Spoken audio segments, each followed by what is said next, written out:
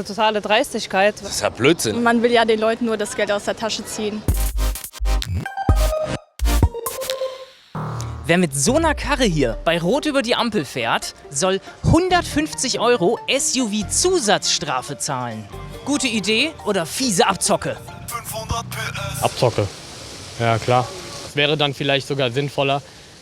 Der zahlt das normale Geld, ja, und muss dann vielleicht nochmal einen Fahrtest machen oder einen Sicherheitskurs belegen oder so, von mir aus. Sie meinen, weil er ein SUV fährt, muss er mehr bezahlen, wie wenn ich mit dem PKW fahre? Das hat das Gericht entschieden.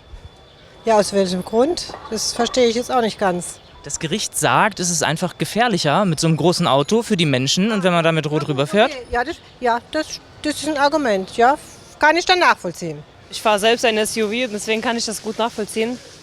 Ich finde, das ist eine totale Dreistigkeit, weil was soll das denn? Ist doch egal, wer welches Auto fährt, oder? Oder ist das wieder irgendein Klassenunterschied? Da sage ich mal, die größeren Autos fahren, irgendwie mehr bestraft werden. Finde ich richtig. Also Warum? die Fahrer sollen alles mehr bezahlen, weil sie einfach mehr, die zerstören die Umwelt auch mehr. Also die Ordnungswidrigkeit ist ja über Rot zu fahren. Mit was für einem Auto ist dann egal. Oder wir fangen an und machen einen Strafenkatalog für alle Autokategorien. Kleinwagen, Minibusse und so. Das ist ja Blödsinn. Man will ja den Leuten nur das Geld aus der Tasche ziehen. Ich drück aufs Gas, hör die 500 PS. Höhere Strafen für größere Autos? Das ist keine völlig neue Idee. Bisher hat es sowas allerdings nur für Lkw-Fahrer gegeben. Aber doch, es regelt sich von selbst. Aber beim LKW ist auch nochmal was anderes, finde ich. Also, weil das ist ja auch nochmal eine andere Größe als ein SUV.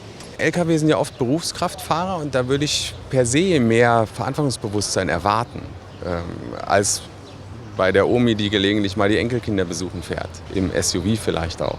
Das Urteil vom Gericht in Frankfurt ist noch nicht rechtskräftig und sorgt bei Verkehrsanwälten eher für Stirnrunzeln. Das ist ja auch in der Praxis gar nicht anwendbar, denn ein SUV ist ja keine Fahrzeugart wie ein LKW, ein Reisebus oder sonstige Fahrzeuge. Das liegt ja im Auge des Betrachters, das ist ja nicht festgesetzt. Also dann kann jeder Richter entscheiden, kann sagen, das ist ein SUV, das ist kein SUV, wo will man da Grenzen ziehen. Und im Übrigen, wenn man hier schon zu einer Erhöhung kommen möchte, dann müsste man ja konsequenterweise zu einer Reduzierung der Geldbuße kommen, wenn ein Rotlichtverstoß mit einem Kleinstfahrzeug oder mit einem Kleinwagen verursacht wurde. Also das ist einfach dummes Zeug. Gut möglich also, dass das Frankfurter SUV-Urteil in der nächsten Instanz schon wieder gekippt wird. 500